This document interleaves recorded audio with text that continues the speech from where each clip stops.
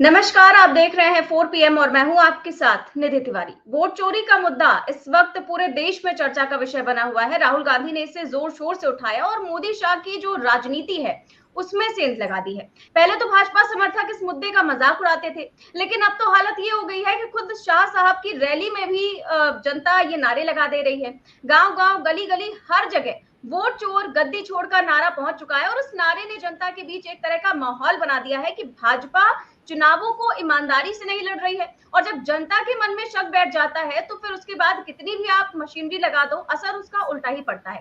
पर इन सब के बीच सबसे ज्यादा जो चर्चा है वो है राहुल गांधी के हाइड्रोजन बम की। दरअसल राहुल गांधी ने अपनी बिहार यात्रा के आखिरी दिन ऐलान किया था कि वो हाइड्रोजन बम जल्द ही फोड़ने वाले हैं। तो जब 18 सितंबर को उन्होंने प्रेस कॉन्फ्रेंस की, जब अपना बड़ा दूसरा धमाका किया, तो उस प्रेस कॉन्फ्रेंस में जब वो आए तो सभी को लगा था कि वो हाइड्रोजन बम ही फोड़ेंगे। लेकिन राहुल गांधी ने शुरुआत में ही बता दिया कि हाइड्रोजन बम तो अभी आने वाला है, उसकी तैयारियां चल रही हैं। ऐसे में बीजेपी की नींद उड़ी हुई है कि आखिरकार राहुल गांधी के हाइड्रोजन बम में क्या कुछ होगा, राहुल गांधी अगला कौन सा बड़ा धमाका करने वाले हैं। कहीं वो धमाका वाराणसी सीट को लेकर तो नहीं होगा, और अगर ऐसा हुआ तो मोदी जी का क्या होगा। इन सभी विषयों को लेकर के हम चर्चा करेंगे और इसके साथ ही साथ चर्चा इस बात को लेकर भी कि आखिरकार कौन सी वो सीट है जिसको लेकर के राहुल गांधी ने एसआईटी का गठन कर दिया है, एक सरकार ने एसआईटी का गठन कर दिया है और राहुल गांधी ने क्या कुछ प्लानिंग की है। सारी चीजों को लेकर हम चर्चा करेंगे और इस चर्चा में हमारे साथ मौजूद हैं संजय शर्मा सर। सर बहुत स्वागत है आपका। तो शुक्रिया सर निधि। तो सर, जिस प्रकार से आप देख रहे हैं कि राहुल गांधी का जो धमाका हुआ था, चुनाव आयोग और बीजेपी में तब से हड़कंप मचा हुआ है। जो उन्होंने दूसरी प्रेस कॉन्फ्रेंस की थी, अपनी जो सबसे पहले उन्होंने प्रेस कॉन्फ्रेंस की थी, उन्होंने उसमें तो उन्होंने ये दिखाया था कि चुनाव आयोग की मिली भगत से नकली वोटरों को जोड़ा गया। लेकिन अपनी जो दूसरी प्रेस कॉन्फ्रेंस उन्होंने की, उसमें सबूत के साथ उन्होंने दिखा दिया कि वोटरों को जोड़ने के अलावा वोटरों को काटने का टैलेंट भी चुनाव आयोग के पास है। और राहुल गांधी ने इसे सच साबित करने के लिए स्टेज पर जीते जागते ऐसे सबूत भी पेश कर दिए कि इसको कोई झुटला भी नहीं सकता है। और साथ ही साथ उन्होंने ज्ञानेश कुमार को अल्टीमेटम भी दे दिया है, मुख्य चुनाव आयुक्त को, कि 1 हफ्ते के अंदर आप जवाब दीजिए, वरना ये मान लिया जाएगा, देश की जनता ये मान लेगी कि आप लोकतंत्र के दुश्मनों के साथ खड़े हैं।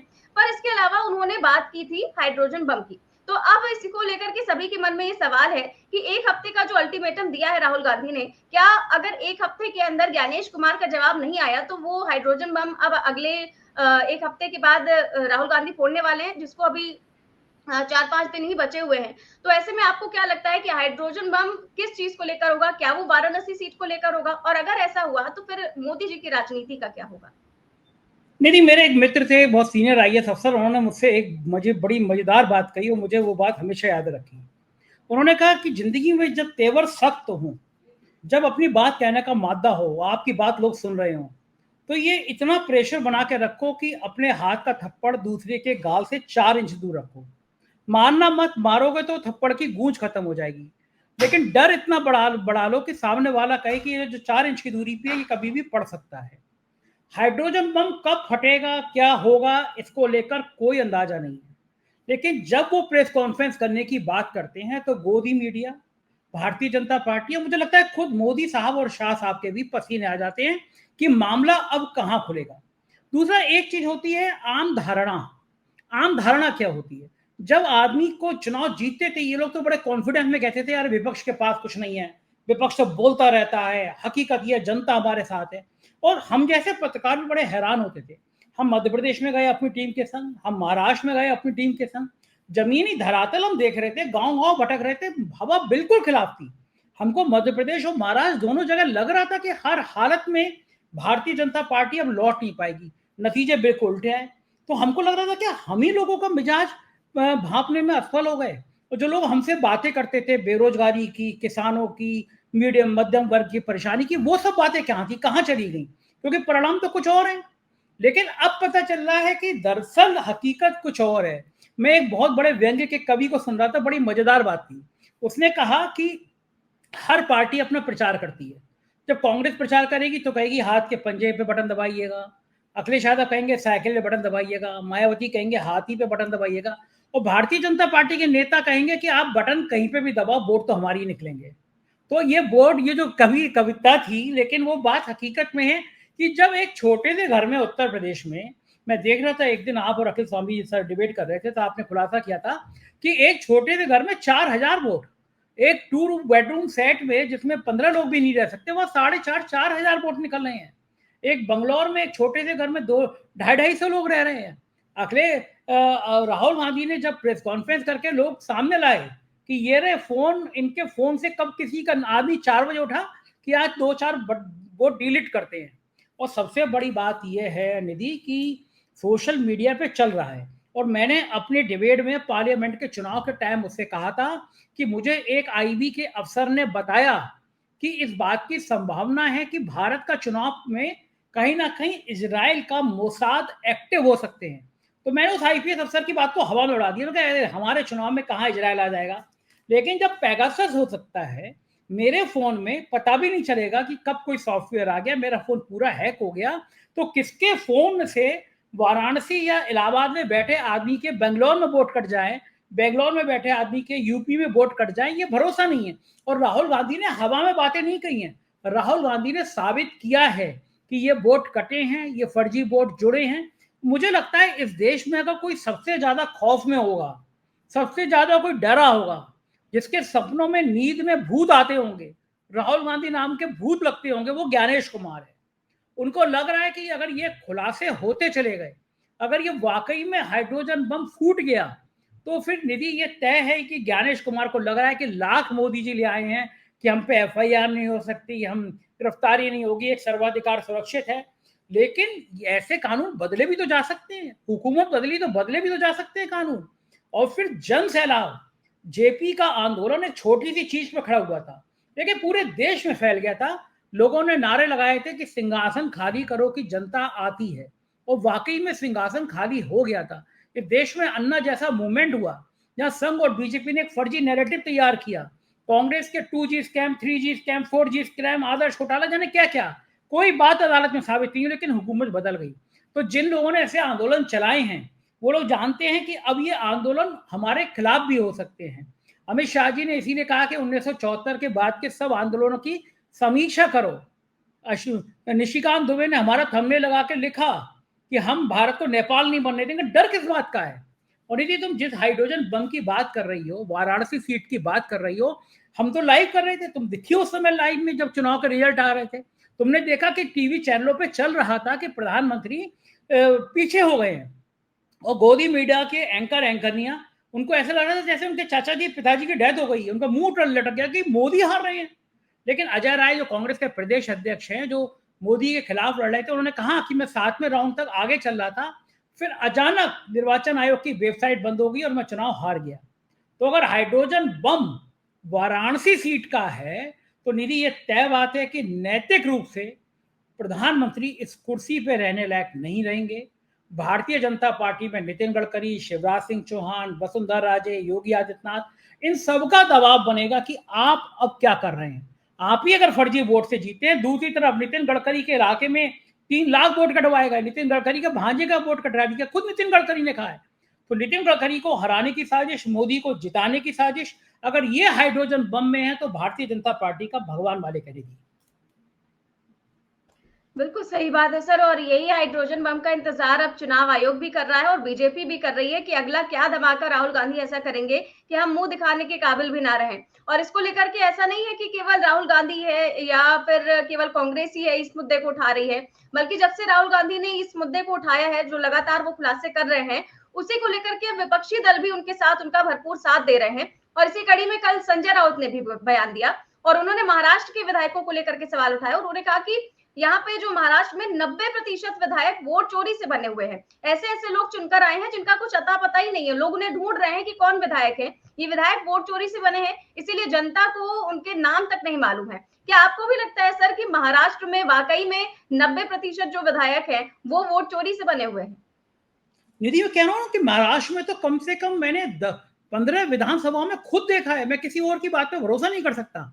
मेरी 3 टीमें अलग अलग जा रही थी, हर आदमी बात कर रहा था। शाम को हम लोग बैठते थे, एनालिसिस करते थे, तो वो लोग कहते थे अगर 100 लोगों से बात करिए तो 90 लोग सरकार से नाराज ही नहीं, दुखी हैं, परेशान हैं, सरकार बदलने की बात कर रहे हैं। तो इसका मतलब बिल्कुल साफ था कि हवा एकदम महाराष्ट्र में खिलाफ थी, सरकार जा रही थी, इंडिया गठबंधन की बन रही थी। नतीजे बिल्कुल उल्टे आए। कोई सोच नहीं सकता था कि उद्धव ठाकरे की पार्टी का नतीजे इतने खिलाफ आएंगे।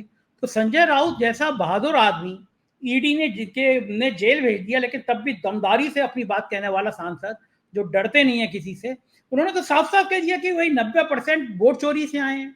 और लेकिन सबसे बड़ा डर यह है जो आज तक निधि भारत की राजनीति में नहीं हुआ, वो ये है कि यह वोट चोरी का खेल खुलने लगा है। जनता तक ये मैसेज जाने लगा है कि साहब की सरकार चोरी से आई सरकार है, ये ओरिजिनल सरकार नहीं है, ये चोरी से लाई गई सरकार है। और जब निधि जनता में ये जागृति पैदा होती है, जनता में ये चेतना विकसित होती है, जनता में ये उफान आता है, तो बड़े से बड़े तानाशाह, बड़े से बड़े सिंहासनों की सत्ता हिलने लगती है। और निधि मुझे लगता है कि शायद साहिब के दिन बुरे शुरू हो गए हैं हर तरफ से। राहुल गांधी भारत में आफत कर रहे हैं, ट्रंप अमेरिका में आफत कर रहे हैं, पाकिस्तान पड़ोस में आफत कर रहा है, दुनिया पाकिस्तान के साथ खड़ी हुई नजर आ रही है। हर तरफ से प्रधानमंत्री जी के दिन खराब हो गए हैं। और यही कहते हैं जब वक्त खराब होता है तो ऊंट पर बैठे आदमी को भी कुत्ता काट लेता है। तो अब ये इंतजार हाइड्रोजन बम का है। अगर ये वाराणसी सीट के आंकड़े हैं तो ये समझ लीजिए कि मोदी जी का बुढ़ापा बड़ी परेशानी में कटने वाला है, क्योंकि इसके बाद नैतिक रूप से वो बोलने के अधिकारी नहीं रह जाएंगे। वाराणसी में भी अगर वोट चोरी से चुनाव जीते हैं प्रधानमंत्री, तो इसका मतलब साफ है कि ये लोकतंत्र की हत्या है। और लोकतंत्र की हत्या करने के जो दोषी हैं, चाहे वो राजीव कुमार हो, चाहे ज्ञानेश कुमार हो, उनको फिर जनता की अदालत में सजा होती है। जनता की सजा भारी सजा होती है, नैतिक रूप से सजा होती है। गांधी का देश है, हिंसा कोई नहीं करेगा। लेकिन फिर शर्म आएगी, इतिहास में लिखा जाएगा कि लोकतंत्र की हत्या करने के लिए दो ऐसे चुनाव आयुक्त पैदा हुए थे इस देश में, जिनका एक का नाम राजीव कुमार था, एक का ज्ञानेश कुमार था। और आने वाली पीढ़ियां भी याद करेंगी कि इतना भ्रष्ट कोई चुनाव आयुक्त था जिसने भारत की पवित्र लोकतंत्र की हत्या कर दी थी। निधि बिल्कुल सर, सभी पार्टियां हो चाहे आम जनता हो, वो भी सवाल उठा रही है कि आज तक हमने ऐसे चुनाव आयुक्त कभी नहीं देखे जो इस समय में देखे जा रहे हैं कि लगातार वो ना तो विपक्ष किसी ने सवालों का जवाब देते हैं, अगर सवाल का जवाब आता है तो वो सिर्फ इतना आता है कि विपक्ष के जो आरोप है वो पूरी तरीके से निराधार हैं, पूरी तरीके से फेक है, सिर्फ और सिर्फ एक ट्वीट कर दिया जाएगा, किसी बात का कोई जवाब नहीं दिया जाएगा। और आपको याद होगा पिछली बार जब राहुल गांधी ने प्रेस कॉन्फ्रेंस की थी तो उन्होंने साफ तौर से कहा कि सीआईडी को हमने लगाया था इस काम में, कि वो जो कर्नाटक की सीट को लेकर के उन्होंने खुलासा किया था कि 18 महीने में 18 चिट्ठियां लिखी जा चुकी हैं, लेकिन चुनाव आयोग ने एक का भी जवाब नहीं दिया। और जो राहुल गांधी ने वोट चोरी के आरोप लगाए थे वो थे कर्नाटका की आलंग विधानसभा सीट का, और वहां पर 6018 वोट काटे गए थे। अब कर्नाटका सरकार ने इसकी जांच के लिए एक एसआईटी गठित कर दी है। एसआईटी को निर्देश दिए गए हैं कि जांच करके रिपोर्ट को तुरंत सबमिट करें और इसकी कॉपी सरकार को फॉरवर्ड की जाए। तो जो वोट चोरी का मामला है उसमें एसआईटी का गठन सर आपको क्या लगता है कितना महत्वपूर्ण है? क्योंकि अभी तक तो राहुल गांधी ने यही कहा कि सीआईडी का तो आज तक कोई जवाब नहीं दिया गया, लेकिन अब जब ये एसआईटी बन गई है तो क्या इसके पास वो पावर्स है कि वो जानकारियां चुनाव आयोग से निकलवा सके? बिल्कुल बिल्कुल निधि है, क्योंकि एसआईटी राज्य स्तर की बनी है, राज्य सरकार ने बनाई है। जवाब मांगा गया है कर्नाटक के चुनाव अधिकारियों से। तो मोदी जी ने अपने दोस्त ज्ञानेश कुमार की तो व्यवस्था कर दी है कि ज्ञानेश कुमार पे एफआईआर नहीं होगी, ज्ञानेश कुमार जेल नहीं जाएंगे। लेकिन जो ए बी सी डी किसी भी जिले के रिटर्निंग अफसर हैं, बीएलओ हैं, वो तो सीआईडी रिकमेंड कर सकती है कि भाई ये आदमी था जिसने वोट चोरी कराए हैं, ये आदमी था जिसने वोट कटवाए हैं, तो उन पर तो मुकदमा दर्ज हो सकता है। और फिर अगर एक जगह कर्नाटक में मुकदमा दर्ज हो गया, जैसे अखिलेश यादव ने कहा था कि एक डीएम को जेल भेज दो, जिंदगी में कोई डीएम बेईमानी नहीं करेगा। तो अगर कर्नाटक में सीआईडी ने कुछ कर्मचारियों पे मुकदमे कायम करा दिए तो फिर ज्ञानेश कुमार नहीं बचा पाएंगे, और फिर पूरे देश के चुनाव आयोग में एक मैसेज आएगा कि भाई बेईमानी नहीं करनी, बेईमानी करने पे कोई बचा नहीं पाएगा। और ये बात सही है कि भारत जैसे लोकतंत्र में अगर कोई बेईमानी करता है, कोई भ्रष्टाचार करता है, तो उसे बचना भी नहीं चाहिए। ये पवित्र आत्मा होती है लोकतंत्र की। देश में न्याय का मंदिर सबसे बड़ा लोकसभा है, संसद है। वहां भी अगर चुन के बेईमान आए जाएंगे, वहां भी चुन के भ्रष्ट आएंगे, वहां भी चुन के ऐसे लोग आएंगे जिनका नैतिक आधार कमजोर है, खत्म है, तो निश्चित रूप से देश की पवित्रता पे कहीं ना कहीं चोट पहुंचेगी। और मुझे लगता है बहुत सही कदम है सीआईडी बनना। अगर वोट चोरी हुए हैं, वोट जोड़े गए हैं, फर्जी वोट आए हैं, तो दूध का दूध और पानी का पानी हो जाना चाहिए। ज्ञानेश कुमार को खुद जवाब दे देना चाहिए सीआईडी का। 18 खतों के जवाब नहीं दे रहे हैं। और मुझे लगता है सुप्रीम कोर्ट में भी रिट की जानी चाहिए, सुप्रीम कोर्ट से निर्देश मिलने चाहिए कि अगर जांच कर रही है सीआईडी कर्नाटक की, तो ज्ञानेश कुमार को निर्देश है सुप्रीम कोर्ट की, जो कागज मांग रहे हैं 24 घंटे के अंदर कागज उपलब्ध कराएं। सच सामने आना चाहिए, क्योंकि अब ये बात भारत के लोकतंत्र से जुड़ी है, भारत के चुनाव से जुड़ी है, और मेरे आपके वोट से और मेरे आपके भविष्य से भी जुड़ी है। निधि, सच तो सामने आना ही चाहिए।